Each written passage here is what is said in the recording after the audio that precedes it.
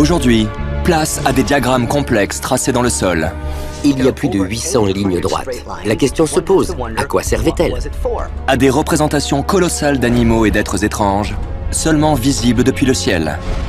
Un épais mystère plane au-dessus des lignes de Nazca. Qui les a dessinées et dans quel but? Et à d'étranges crânes allongés, découverts partout dans le monde. Il s'agit d'une boîte crânienne étrangement oblongue. On ignore si c'est une déformation naturelle ou si elle a été voulue. Les mystérieux géoglyphes de Nazca sont-ils de simples œuvres d'art? Ou prouvent-ils qu'il y a bien longtemps, des visiteurs sont venus sur Terre? Je suis intimement persuadé qu'il y a longtemps, les extraterrestres cherchaient des matières premières et des sources d'énergie. Et ils ont trouvé Nazca. Des millions de gens du monde entier sont convaincus que les extraterrestres sont descendus sur Terre. Et si c'était vrai?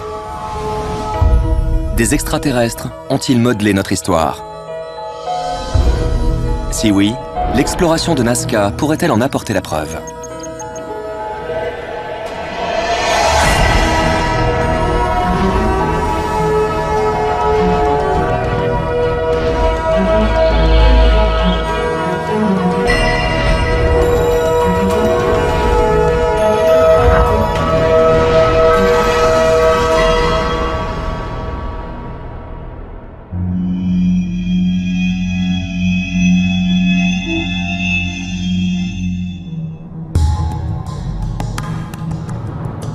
En 1927, au sud du Pérou, alors qu'il randonne dans les contreforts du désert aride de Nazca, l'archéologue Toribio Meya Cespe découvre une sorte de grand réseau routier très ancien tracé dans le sol. Des années plus tard, alors que les survols de la région se démocratisent, on découvre une centaine d'autres dessins.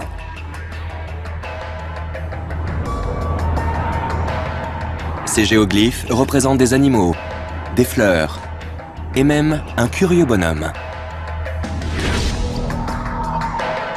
Disséminés sur une surface de 520 km², ces lignes et ces dessins sont communément appelés les tracés de Nazca. Les tracés de Nazca sont de gigantesques dessins ou gravures sur le sol. Ils représentent des formes géométriques, des lignes, des animaux et même des poissons ou des oiseaux. Mais ce qui fait leur particularité, c'est qu'ils sont énormes et qu'on ne les voit bien que du ciel. Il y a plus de 800 lignes droites, 70 animaux et 150 figures géométriques. Ces géoglyphes sont divers et variés. Il y a des tracés complexes, ainsi que des espèces de pistes de décollage dans tout le désert. Certains forment des diagrammes mathématiques vieux de plusieurs milliers d'années. On peut se demander pourquoi ils ont été dessinés. Ces phénomènes soulèvent énormément de questions, restées sans réponse jusqu'ici, et qui resteront peut-être sans réponse. Le dessin le plus large mesure près de 300 mètres, soit la taille de 3 terrains de football américains. Tandis que la ligne la plus longue s'étire sur 15 km. D'après la plupart des archéologues, ces mystérieux dessins sont l'œuvre des Nazca, un peuple qui vivait dans la région entre le 1er et le 8e siècle de notre ère.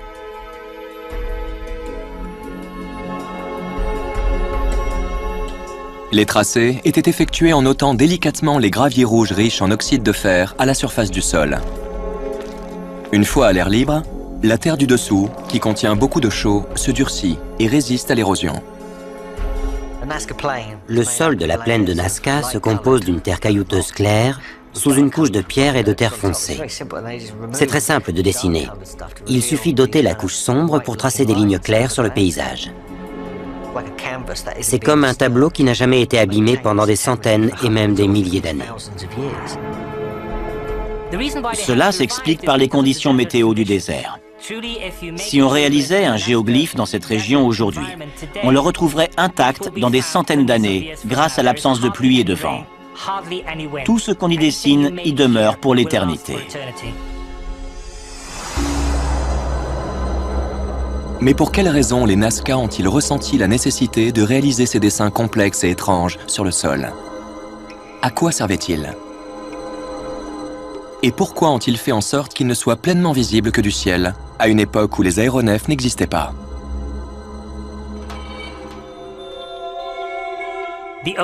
Le seul moyen de les contempler, c'est du ciel. Il a été dit que les habitants du plateau de Nazca disposaient d'une sorte de montgolfière afin de pouvoir contempler leur création vue d'en haut. Et si c'était effectivement le cas, les chroniqueurs espagnols l'auraient forcément mentionné dans leurs écrits. Or, il n'est inscrit nulle part que les Nazca volaient en montgolfière. Comme les Espagnols ne l'ont pas mentionné, ces ballons n'ont jamais existé. Par défaut, ces tracés résultent d'une technologie extraterrestre particulièrement sophistiquée. C'est en ça que les tracés de Nazca sont anormaux. Ils sont vraiment faciles à réaliser. Il suffit d'enlever la couche supérieure du sol. Cela dit, toute la complexité de ces figures réside dans leur ampleur.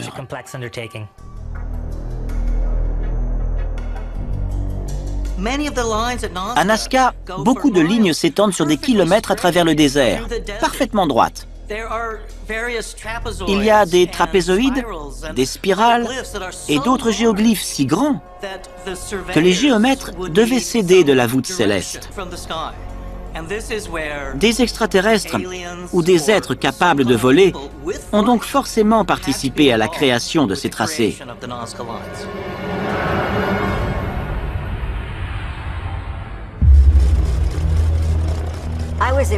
En 1987, j'ai passé un mois au Pérou et j'ai survolé la région de Nazca. Le pilote a d'abord survolé un triangle long de 9 km. Il avait été étudié au laser et il est dessiné avec une précision remarquable. On dirait que quelque chose a damé le sol sur 60 cm de profondeur. Comment est-il possible de comprimer le sol sur 60 cm en traçant un triangle parfait dans le désert de Nazca? Quelle technique permet d'arriver à ce résultat? Certainement pas le piétinement des Nazca. Comment cette civilisation précolombienne a-t-elle pu dessiner ces gigantesques géoglyphes sans savoir voler et sans outils sophistiqués? Et si ces mystérieux tracés avaient été réalisés avec l'aide de créatures venues d'un autre monde, comme le suggèrent les néo-évéméristes? Le fait que ces dessins soient visibles du ciel uniquement indique qu'ils servaient de repère quand les dieux descendaient sur Terre. C'est donc toute la question. Est-ce que les géoglyphes servaient de point de repère pour que les dieux sachent où atterrir? Supposons un instant que des extraterrestres aient envoyé sur Terre une sorte de véhicule non piloté, comme celui que nous avons sur Mars, afin de recueillir des échantillons et qu'ils circulent dans le désert. Eh bien, ils laissent forcément des traces. Les natifs de la région qui assisteraient à ça se diraient « Dieu vient de nous rendre visite », alors qu'en fait, il n'en serait rien.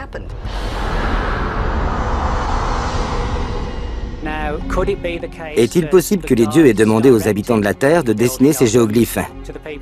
Est-ce qu'il s'agissait d'un processus d'apprentissage? Ces lignes et ces figures géométriques servaient-elles à dispenser un enseignement aux humains, un peuple moins évolué? 1500 ans plus tard, ces questions demeurent en suspens. À ce jour, elles provoquent à la fois fascination et controverses interminables. Les tracés de Nazca servaient-ils vraiment de point de repère pour des visiteurs venus d'ailleurs? Ou servaient-ils à commémorer une rencontre avec des extraterrestres survenue des dizaines de milliers d'années plus tôt?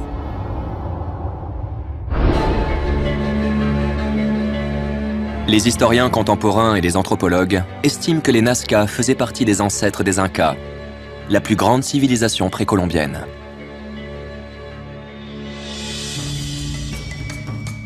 Au XIIIe siècle, l'Empire Inca prospère dans les Andes, en Amérique du Sud.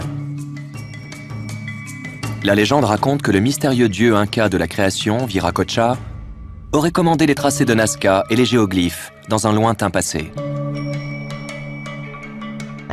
Ils auraient été créés par Viracocha lui-même, le plus grand dieu des Andes. On ignore d'où il venait, peut-être de Sumer. Il a peut-être un lien avec les Anunnaki, personne ne sait. En tout cas, on retrouve des légendes et des récits identiques à travers le monde, et en particulier dans les Amériques.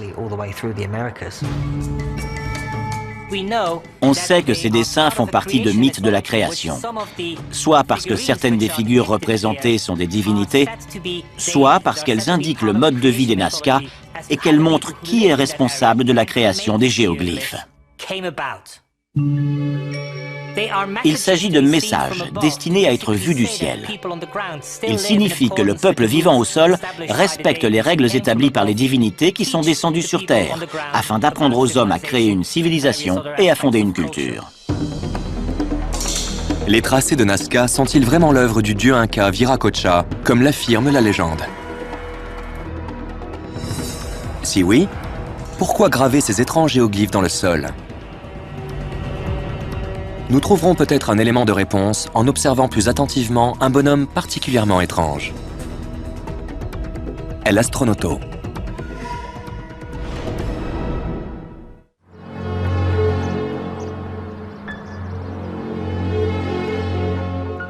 En 1968, en Suisse, le chercheur et écrivain Erich von Däniken publie son premier ouvrage, Présence des extraterrestres. Il y présente une théorie révolutionnaire selon laquelle les tracés de Nazca ont été créés par le peuple Nazca. Ils auraient observé des extraterrestres dotés de technologies élaborées et disposant d'une connaissance approfondie en mathématiques. Erich von Däniken a été l'un des premiers à survoler la région et l'un des premiers chercheurs à regarder les diagrammes présents dans les plaines, mais également sur les reliefs. Et on y trouve des figures mathématiques complexes qu'on n'avait jamais vues auparavant.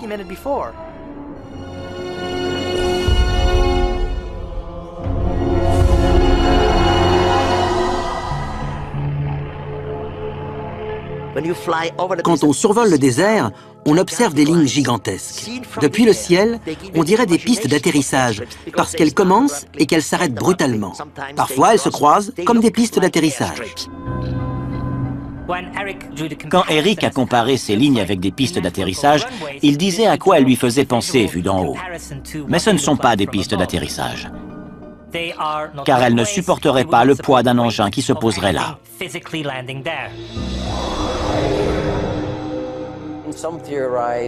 Certains ont pensé à des pistes d'atterrissage, mais je n'y crois pas une seconde. J'ai servi pendant 6 ans dans l'armée de l'air, et je peux vous dire qu'aucun aéronef ne pourrait se poser là-dessus. Pour ma part, je pense que ces lignes servent à attirer l'attention. Comme on les voit de l'espace, ce serait un signal.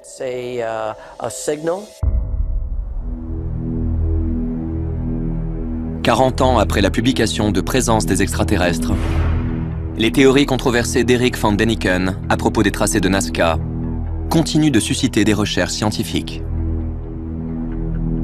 Après avoir découvert de curieux motifs récurrents, des chercheurs estiment que ces tracés seraient les plus vieux exemples de géométrie appliquée.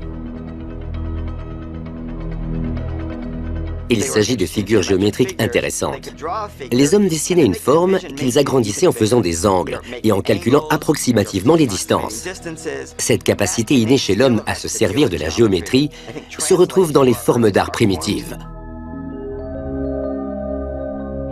Quand on étudie les dessins des plaines de Nazca, certains sont très intéressants si on les compare à la voûte céleste. Il existe un célèbre géoglyphe en forme d'araignée avec une patte beaucoup plus longue que les autres. Si on le regarde en miroir, on se rend compte que l'araignée représente la constellation d'Orion et que la patte plus longue que les autres symbolise Sirius. Par conséquent, ceux qui ont élaboré ces géoglyphes à Nazca avaient compris, à l'instar des autres civilisations de l'Antiquité, qu'il est capital de comprendre la relation qu'entretiennent Orion et Sirius avec la planète Terre.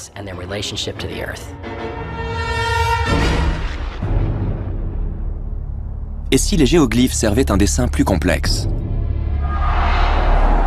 Certains néo-évéméristes pensent qu'ils ont été créés pour communiquer avec les dieux. et pour leur demander instamment de revenir sur Terre.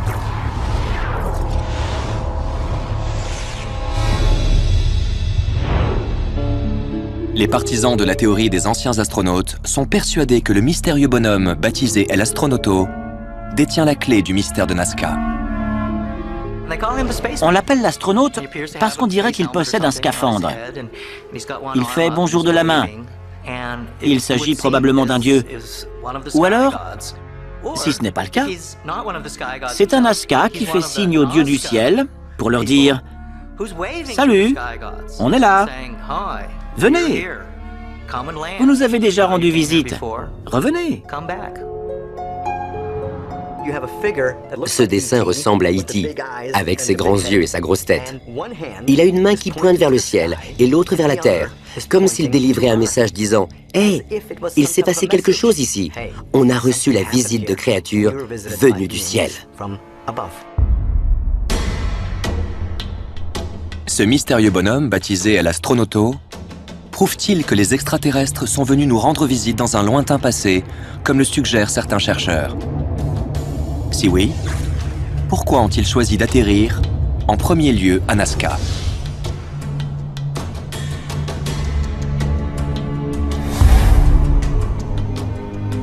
On a envoyé des scientifiques de l'université de Dresde à Nazca.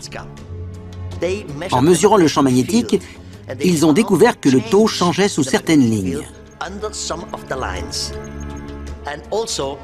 Ils ont aussi mesuré la conductivité électrique le long des lignes, et juste à côté. Et en fait, la conductivité était 8000 fois plus élevée sur les lignes.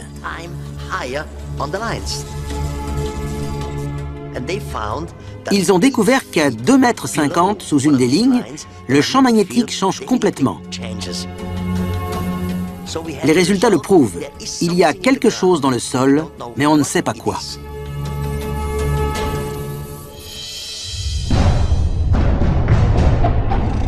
Est-il vraiment possible que quelque chose dans la terre de Nazca ait attiré ces créatures venues d'un autre monde?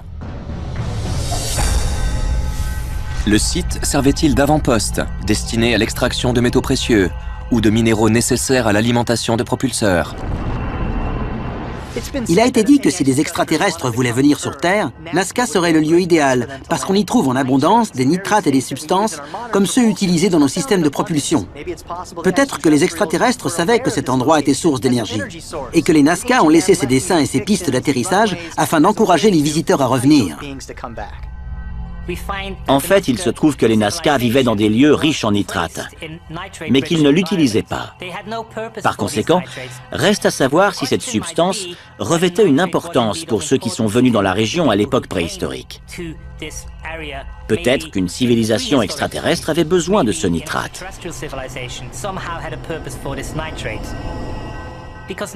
Parce que de nos jours, il est utilisé dans tout un tas de procédés techniques, et notamment le voyage dans l'espace. Les contacts avec les extraterrestres à Nazca servaient-ils à encourager une présence accrue dont nous ne sommes pas encore conscients? Nazca a-t-elle rempli sa fonction à temps avant d'être laissée à l'abandon?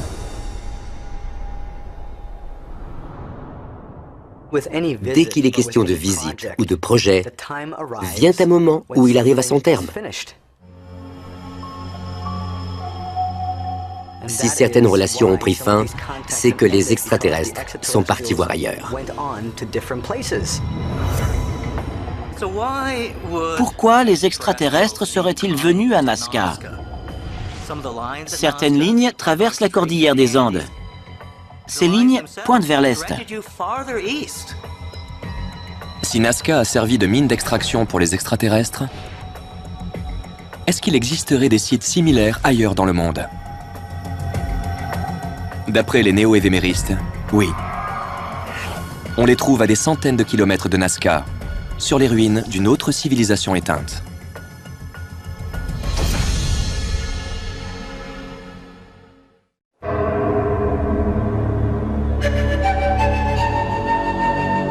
À l'ouest de la Bolivie, à 650 km à l'est de Nazca, près du lac Titicaca, se trouvent les ruines de Tiahuanaco. D'après les archéologues, cette ville était la capitale de la culture de Tiahuanaco, qui était à son apogée il y a plus de 1000 ans. Et d'après les néo-évéméristes, les mystérieux tracés de Nazca pointent dans sa direction. Mais dans quel but?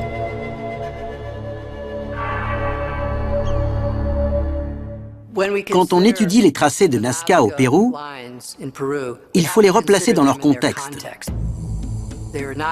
Il ne s'agit pas d'un phénomène isolé. Il n'existe peut-être pas d'exemple totalement identique. Mais il existe des exemples au sein de complexes religieux plus grands qui appartiennent à d'autres grandes cultures, comme Tiahuanaco. À Tiahuanaco, on trouve des centaines de glyphes, des visages sculptés et toutes sortes de choses gravées dans la pierre. D'après la légende, Tiahuanaco a été bâti en l'honneur du peuple du ciel, sous la direction de Viracocha, le dieu inca lié à Nazca. Ce peuple du ciel est-il le même que celui qui a participé à la conception des tracés de Nazca il y a des milliers d'années? D'après les néo-évéméristes, la réponse est oui. Dans un sens, Nazca est une sorte d'étape le long du littoral péruvien. Une fois arrivé à Nazca à bord d'un vaisseau spatial, les lignes vous dirigeaient à travers la cordillère des Andes jusqu'aux grandes villes mégalithiques de Tiahuanaco et de Pumapunku.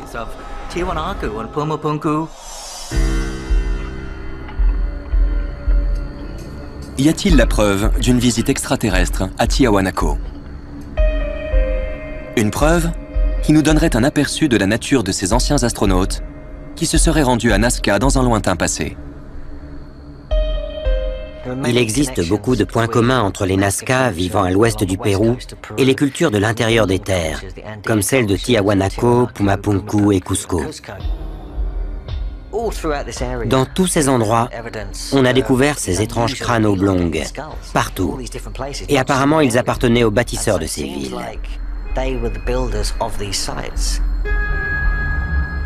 Trouvés dans de nombreuses tombes des Andes, ces crânes étirés sont plus gros que les crânes humains de 25%. Alors, qui étaient ces gens?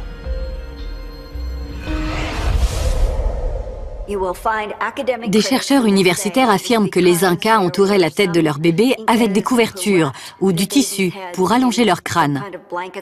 C'était une démarche esthétique.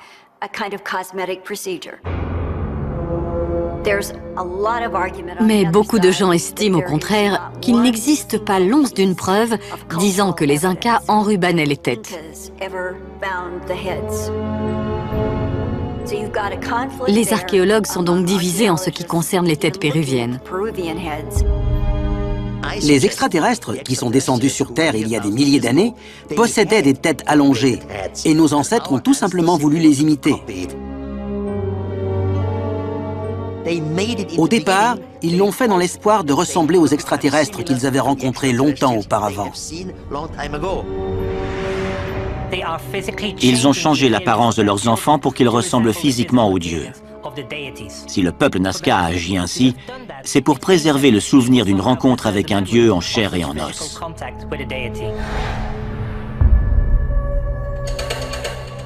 Mais si rien ne prouve que ces crânes aient été allongés par un quelconque procédé, comment expliquer leur forme? Y aurait-il une explication un peu plus surnaturelle? Et s'il existait une race hybride, mi-humaine, mi-extraterrestre? Une race qui aurait vécu à l'ouest du Pérou, ainsi qu'en Égypte. D'après les néo-évéméristes, la réponse est un oui retentissant. Ils soulignent également l'existence d'un lien entre les Nazca et le dieu Viracocha. Le plus intéressant, c'est que Viracocha est considéré comme le bâtisseur de tous ces sites. On peut donc se demander s'il faisait partie de cette race aux crânes allongés qui ont construit ces magnifiques temples mégalithiques et dessiné les tracés de Nazca.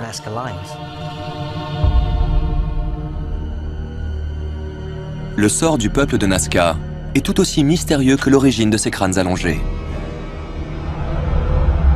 La plupart des archéologues soutiennent que Nazca et Tiahuanaco ont été brutalement laissés à l'abandon à la même époque, il y a environ 1000 ans. Ces civilisations sont impliquées dans ce qui se passait dans le désert et dans les tracés de Nazca. On ignore dans quelle mesure.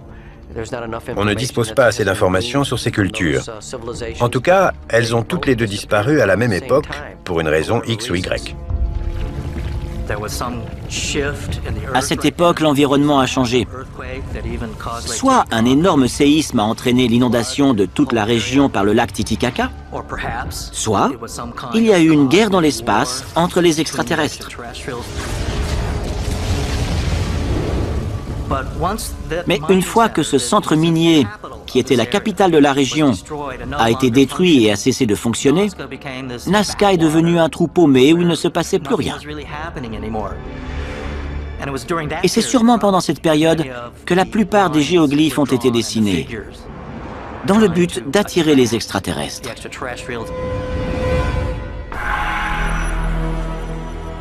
Les crânes allongés découverts autour de Nazca sont-ils la preuve d'une visite extraterrestre survenue il y a des milliers d'années?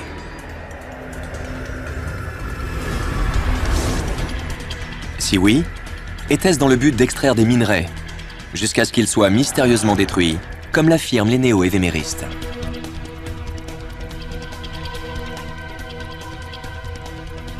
Des éléments de réponse se trouvent peut-être sous notre nez, sur de mystérieux monticules ou dans des champs de céréales.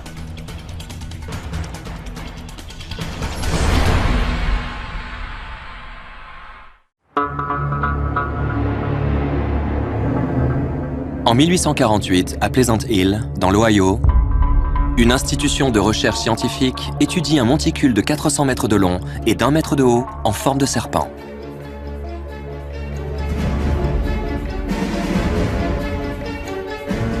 À l'instar des géoglyphes de Nazca, ce motif reptilien est seulement visible depuis le ciel.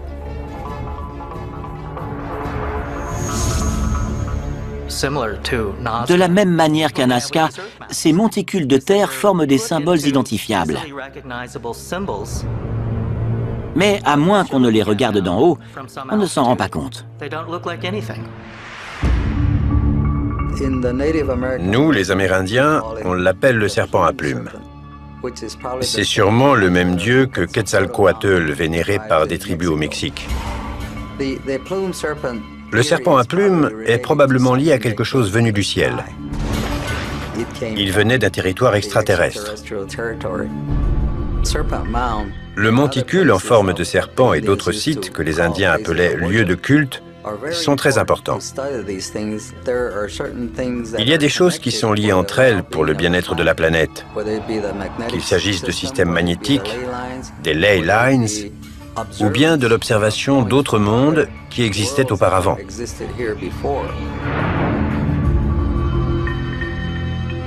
D'après des historiens et des anthropologues, c'est une tribu d'Amérindiens, appelée les Fort Ancients, qui a réalisé ce monticule il y a environ 1000 ans.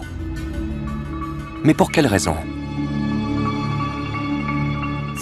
Il s'agit d'un lieu extraordinaire. C'est l'un des sites les plus importants d'Amérique du Nord. À Nazca, c'est comme si les géoglyphes faisaient office de panneaux indicateurs pour un lieu d'importance. Pourquoi un peuple qu'on dit primitif se serait lancé dans une telle entreprise qui, à l'instar des tracés de Nazca, est resté invisible aux yeux de tous pendant des centaines d'années? La réponse réside peut-être dans le fait que le monticule en forme de serpent a été construit au bord d'un cratère de météorites formé il y a environ 300 millions d'années. Est-ce une coïncidence? Ou est-ce que cette proximité a été voulue pour marquer la présence d'un élément précieux et rare, souvent présent dans les météorites, l'iridium? L'iridium est un excellent conductible. Il est très rare et il a tendance à être concentré dans des zones isolées pour deux raisons. Soit une météorite s'est écrasée dans le passé, soit l'éruption d'un volcan a entraîné une coulée de lave. Si on étudie les lieux comme celui de l'Ohio et d'autres, on constate qu'ils contenaient des sources d'énergie comme l'iridium et d'autres éléments rares. Si les extraterrestres connaissent ces endroits, est-ce qu'ils venaient en puiser l'énergie? La concentration d'iridium à l'endroit du monticule est 10 fois plus élevée que la normale. Ce lieu est une sorte de mémorial, érigé en souvenir d'un peuple d'un autre monde, venu extraire de l'iridium dans un passé lointain ou proche. Il y a même des anomalies gravitationnelles. Le monticule en forme de serpent dans l'Ohio a des effets magnétiques et gravitationnels. Il provoque des vertiges chez l'homme. Ce sont les raisons majeures qui expliquent la construction de ces sites à ces endroits-là. Le monticule en forme de serpent servait-il de point de repère pour les extraterrestres qui venaient s'approvisionner en énergie, comme le pensent des néo-évéméristes? Si oui, y aurait-il un lien entre les sources d'énergie présentes dans le sol de l'Ohio et celles du sol de Nazca? Un élément de réponse réside peut-être dans l'observation des mystérieux cercles de culture découverts un peu partout dans le monde.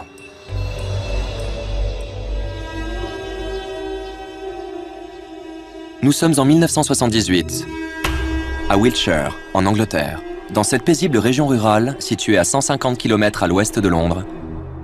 D'étranges cercles apparaissent du jour au lendemain dans des champs de blé et de maïs. À l'instar des géoglyphes de Nazca, ils sont de forme géométrique et seulement visibles du ciel. Ces dessins élaborés seraient formés en un éclair par des boules d'énergie filant à toute allure dans les champs.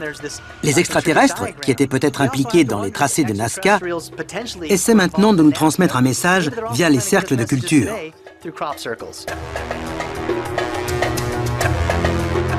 Il existe un lien entre les géoglyphes de l'Antiquité et les cercles de culture d'aujourd'hui, dans la mesure où ils apparaissent sur Terre grâce au peuple des étoiles qui utilisent des technologies sophistiquées. La plupart des scientifiques sont sceptiques quant à la création des cercles par les extraterrestres. Cependant, les néo-évéméristes demeurent persuadés que l'affaire est moins simple qu'elle n'en a l'air. Même si certains cercles de culture ont été réalisés par des agriculteurs et autres dans le but de monter une supercherie, cette explication n'est pas satisfaisante dans bien des cas. Certains cercles sont apparus trop rapidement et leur dessin est trop parfait. Certains sont apparus comme par magie en l'espace de quelques heures, accompagnés d'étranges lumières dans le ciel. Est-ce qu'il y aurait un lien entre ces motifs inhabituels et les mystérieux dessins de Nazca? Certains estiment que les cercles de culture ont été réalisés par des extraterrestres ou par des créatures qui n'appartiennent pas à la race humaine, dans le but de nous délivrer un message. Si on fait le parallèle entre les cercles de culture et les tracés de Nazca, l'un est dessiné dans un désert sablonneux et l'autre dans des champs de céréales. Cela dit, les figures sont similaires.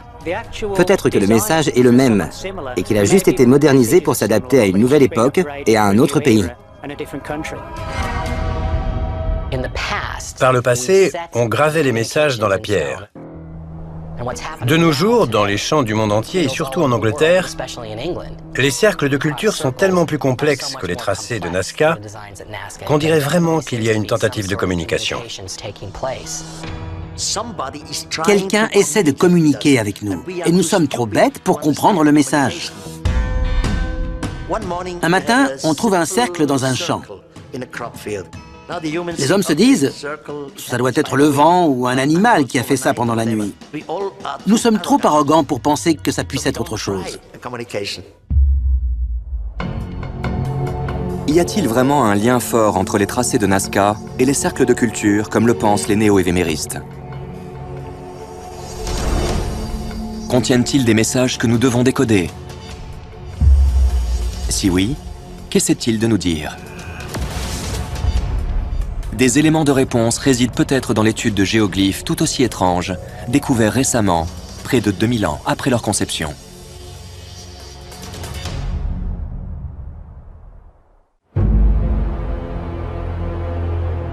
Nous sommes en 2011, au Moyen-Orient. Des photos satellites et aériennes montrent un grand nombre de mystérieux ronds de pierre dans le sol, en Syrie, en Arabie Saoudite et en Jordanie. Tout d'abord découverts en 1927, ces cercles de pierre mesurant de 25 à plus de 60 mètres de diamètre seraient des milliers et seraient âgés de plus de 2000 ans. Les néo-évéméristes pensent qu'ils correspondent aux dessins trouvés ailleurs. À mon avis, une intelligence supérieure était à l'œuvre derrière tout ce qui a été construit. Tout a été bâti pour une raison précise.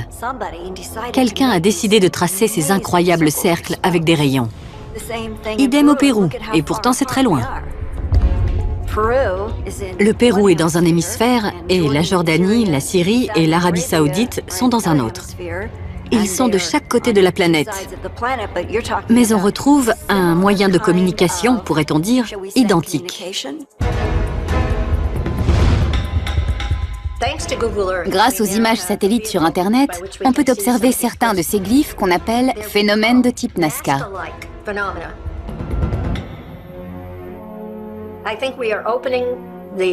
On est tout juste en train d'ouvrir un chapitre à propos des glyphes et des structures visibles du ciel. Il n'y a pas qu'à Nazca que les hommes ont tenté de communiquer avec le ciel. Partout dans le monde, on découvre des monuments et des glyphes. La question est la suivante. Y avait-il des sites reliés entre eux géodésiquement dont les extraterrestres se servaient pour se diriger? Quel est le but des curieux géoglyphes trouvés à Nazca et ailleurs dans le monde? Servaient-ils de repères destinés à guider des visiteurs à bord de leur vaisseau spatial? Ou bien contiendrait-il un message très important destiné à l'homme? En 1972, le cosmologiste Carl Sagan affirme que s'il existe une intelligence extraterrestre dans l'univers, le mode de contact serait les mathématiques. Si on considère les maths comme moyen de communication, comme l'a dit Carl Sagan, il est vrai qu'on devrait y avoir recours en premier lieu pour envoyer un message. Un cercle est un cercle, et c'est une forme géométrique universelle. Elle se retrouve partout dans l'univers. Est-il possible que des extraterrestres aient utilisé la géométrie et les mathématiques pour communiquer avec nous? Les géoglyphes présents à Nazca et ailleurs dans le monde prouvent-ils cette théorie? L'homme reçoit-il des messages des extraterrestres depuis des centaines, voire des milliers d'années? Des messages qui se trouvent sous nos yeux et que nous n'avons ni déchiffrés ni lus. Si vous vouliez faire comprendre aux humains qu'il existe des mondes plus évolués, vous le feriez petit à petit avec un glyphe ou un cercle de culture. Et ces images révéleraient quelque chose sur le monde en question, pas seulement sur son savoir, mais aussi sur ses habitants. Grâce à la civilisation Nazca, on sait que nos ancêtres étaient conscients que leur ouvrage durerait longtemps. Des centaines d'années plus tard, il n'a pas bougé.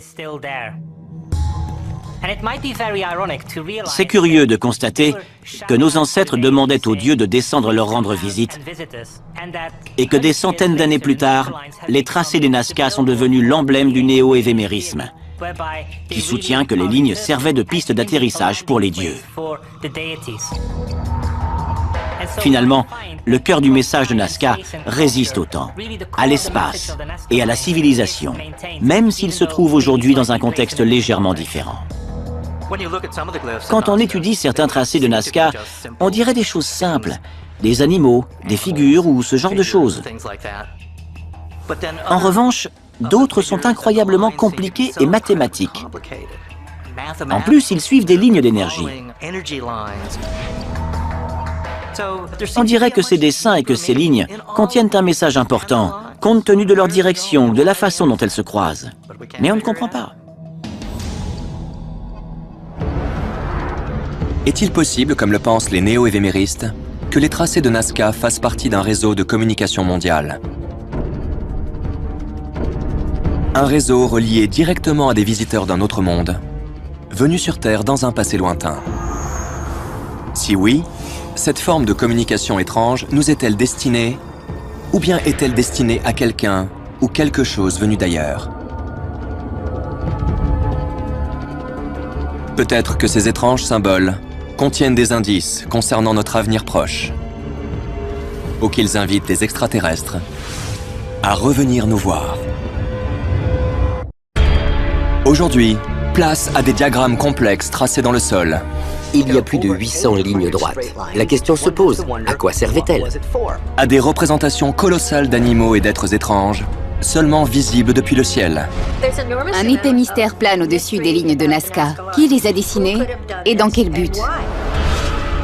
Et à d'étranges crânes allongés découverts partout dans le monde.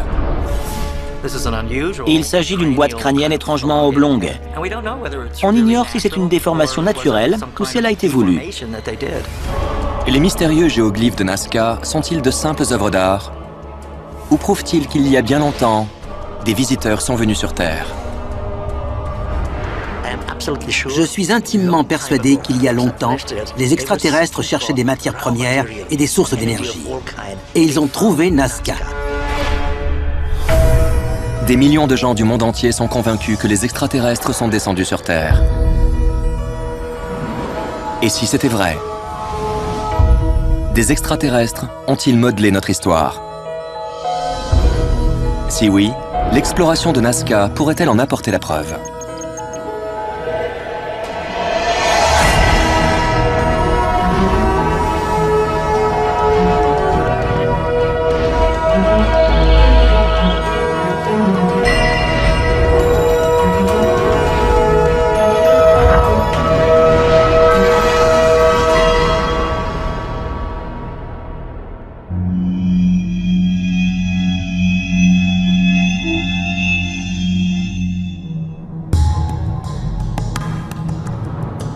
En 1927, au sud du Pérou, alors qu'il randonne dans les contreforts du désert aride de Nazca, l'archéologue Toribio Meya Cespe découvre une sorte de grand réseau routier très ancien tracé dans le sol. Des années plus tard, alors que les survols de la région se démocratisent, on découvre une centaine d'autres dessins.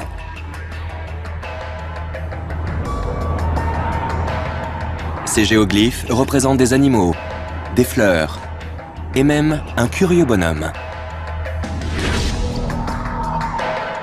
Disséminés sur une surface de 520 km², ces lignes et ces dessins sont communément appelés les tracés de Nazca.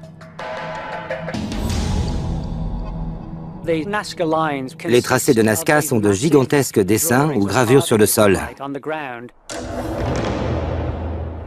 Ils représentent des formes géométriques, des lignes, des animaux et même des poissons ou des oiseaux. Mais ce qui fait leur particularité, c'est qu'ils sont énormes et qu'on ne les voit bien que du ciel.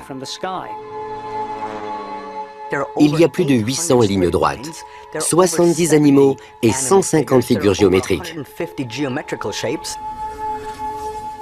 Ces géoglyphes sont divers et variés. Il y a des tracés complexes, ainsi que des espèces de pistes de décollage dans tout le désert. Certains forment des diagrammes mathématiques vieux de plusieurs milliers d'années. On peut se demander pourquoi ils ont été dessinés. Ces phénomènes soulèvent énormément de questions, restées sans réponse jusqu'ici, et qui resteront peut-être sans réponse. Le dessin le plus large mesure près de 300 mètres, soit la taille de 3 terrains de football américains. Tandis que la ligne la plus longue s'étire sur 15 km. D'après la plupart des archéologues, ces mystérieux dessins sont l'œuvre des Nazca, un peuple qui vivait dans la région entre le 1er et le 8e siècle de notre ère.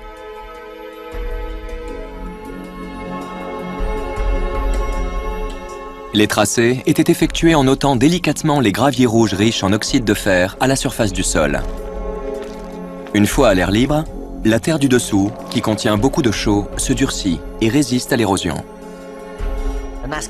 Le sol de la plaine de Nazca se compose d'une terre caillouteuse claire, sous une couche de pierre et de terre foncée. C'est très simple de dessiner. Il suffit d'ôter la couche sombre pour tracer des lignes claires sur le paysage. C'est comme un tableau qui n'a jamais été abîmé pendant des centaines et même des milliers d'années. Cela s'explique par les conditions météo du désert.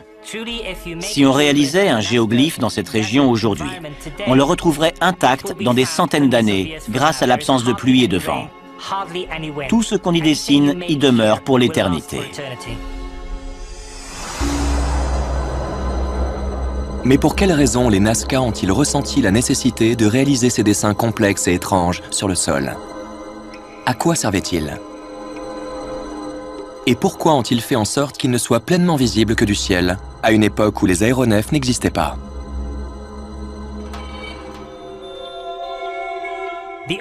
Le seul moyen de les contempler, c'est du ciel. Il a été dit que les habitants du plateau de Nazca disposaient d'une sorte de montgolfière afin de pouvoir contempler leur création vue d'en haut. Et si c'était effectivement le cas, les chroniqueurs espagnols l'auraient forcément mentionné dans leurs écrits. Or, il n'est inscrit nulle part que les Nazca volaient en montgolfière. Comme les Espagnols ne l'ont pas mentionné, ces ballons n'ont jamais existé. Par défaut, ces tracés résultent d'une technologie extraterrestre particulièrement sophistiquée. C'est en ça que les tracés de Nazca sont anormaux. Ils sont vraiment faciles à réaliser. Il suffit d'enlever la couche supérieure du sol. Cela dit, toute la complexité de ces figures réside dans leur ampleur.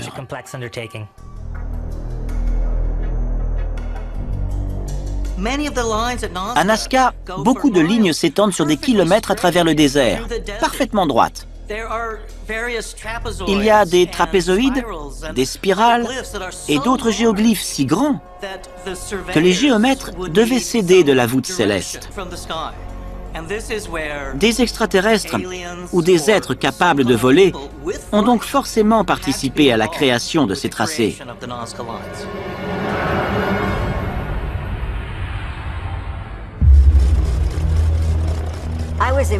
En 1987, j'ai passé un mois au Pérou et j'ai survolé la région de Nazca.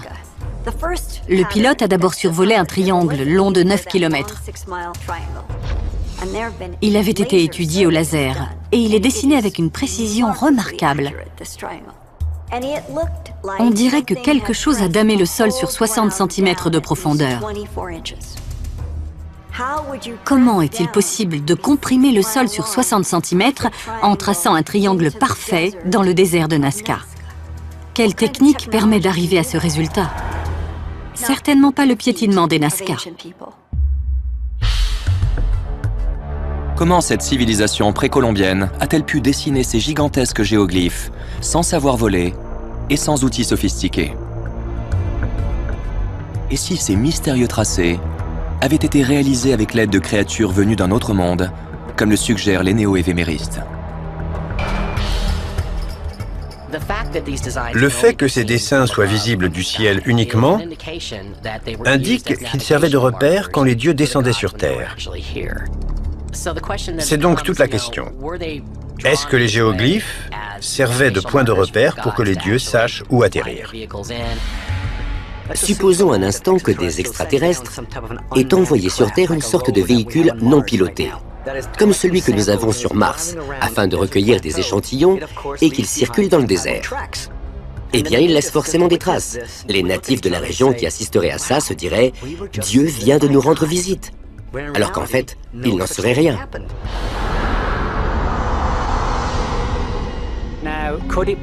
Est-il possible que les dieux aient demandé aux habitants de la Terre de dessiner ces géoglyphes?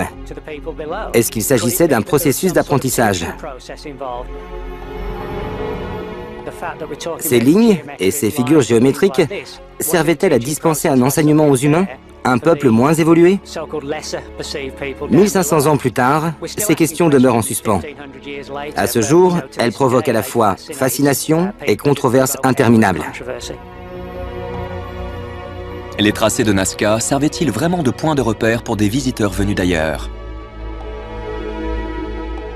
Ou servaient-ils à commémorer une rencontre avec des extraterrestres survenue des dizaines de milliers d'années plus tôt?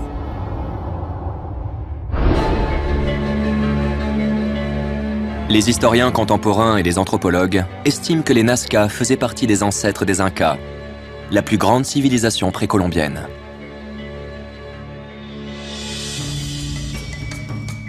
Au XIIIe siècle, l'Empire Inca prospère dans les Andes, en Amérique du Sud. La légende raconte que le mystérieux dieu inca de la création, Viracocha, aurait commandé les tracés de Nazca et les géoglyphes dans un lointain passé. Ils auraient été créés par Viracocha lui-même, le plus grand dieu des Andes.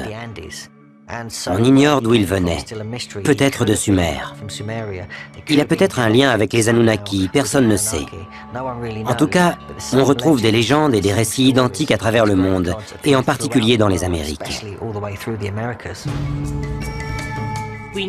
On sait que ces dessins font partie de mythes de la création, soit parce que certaines des figures représentées sont des divinités, soit parce qu'elles indiquent le mode de vie des Nazca et qu'elles montrent qui est responsable de la création des géoglyphes. Il s'agit de messages destinés à être vus du ciel. Ils signifient que le peuple vivant au sol respecte les règles établies par les divinités qui sont descendues sur Terre, afin d'apprendre aux hommes à créer une civilisation et à fonder une culture. Les tracés de Nazca sont-ils vraiment l'œuvre du dieu inca Viracocha, comme l'affirme la légende? Si oui, pourquoi graver ces étranges géoglyphes dans le sol? Nous trouverons peut-être un élément de réponse en observant plus attentivement un bonhomme particulièrement étrange. El Astronauto.